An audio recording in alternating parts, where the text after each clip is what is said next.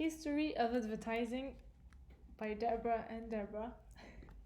So the first era we're going to talk about is the pre-industrialization era. It was before the 18th century, the 19th century. So in the 17th century, the first printed advertisements were in the newsbook, so it's the ancestry of newsbooks. The first newspaper were called Boston Newsletter, and it was the first which released advertisements. In the 17th century, it was the Pennsylvania Gazette, who were they print advertisement on it, and they put blank space between the advertisements, and they also use illustrations. And also, thanks after that of the widespread of the penny newspaper, which are newspapers that were really cheap for everybody. So there is a widespread distribution of the news media, and that permits to release all the advertisements to even poor people. The second era is the era of industrialization between 18,000 and 1875. So there was a mass concentration of population with economic means in cities. So that permits to create billboards all around the city. Then it was really starting of, there were daily newspapers, so every day people during weekdays they could read papers and have advertisements in it. The first advertising agent was Volney Palmer. He was soliciting orders for advertising, and he was collecting payments from advertisers. He was the first agent in America. But at that time, there was no laws or regulations, so people in advertisement could lie, deceive, and cheat to the people. So actually, the advertisement industry became an embarrassment for many sectors. So, for example, the bank sectors. And in this example of Bull Sarsaparilla, they say they can cure everything, from the liver to the kidney to cancer, anything. So it's really an embarrassment for everybody. The third era is the P.T. Barnum era from 1875 to 1918. So during this period, it was there was consumer culture, so it was a way of life centered around the consumption.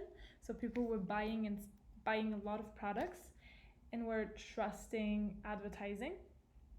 And the style of advertisement, it was thanks to P.T. Barnum, who was a showman during his time.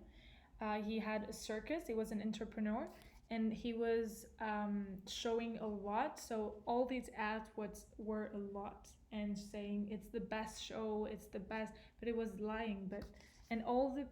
At that time, the advertisements were really similar to this kind of advertisement. That's why it's called the P.T.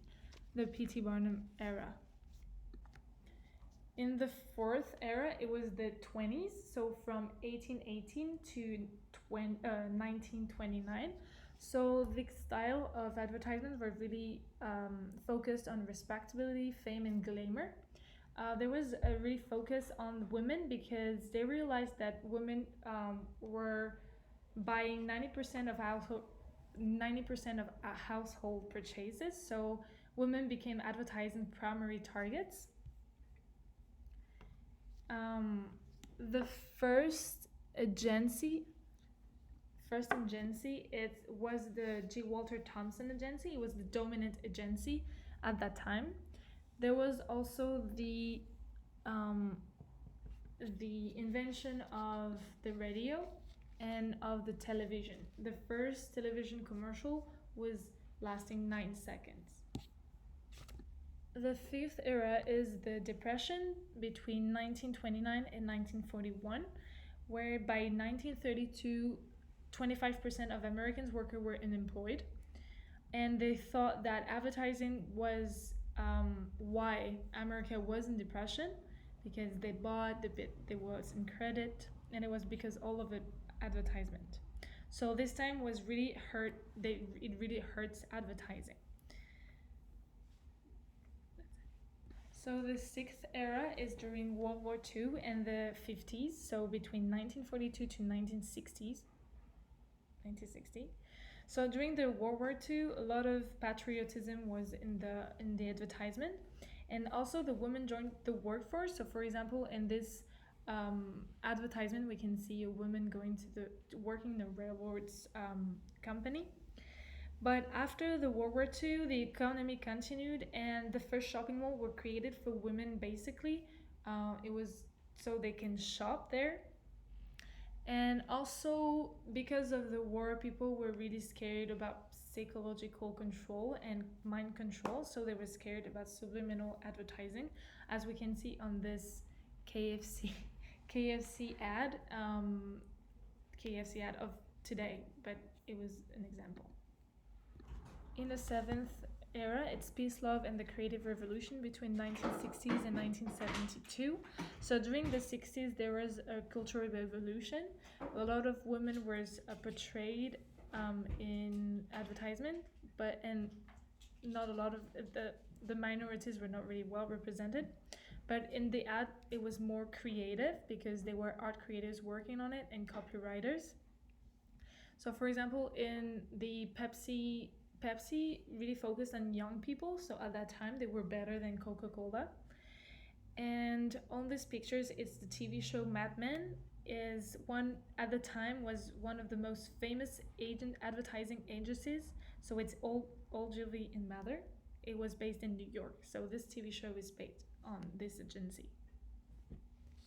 In the eighth era is the 70s, so it's from 1973 to 1980. So this time is the time of excess. It's the end of the Cultural Revolution. So it's really all the commercials. The Super Bowl is one of the biggest events with the most advertisement in the world.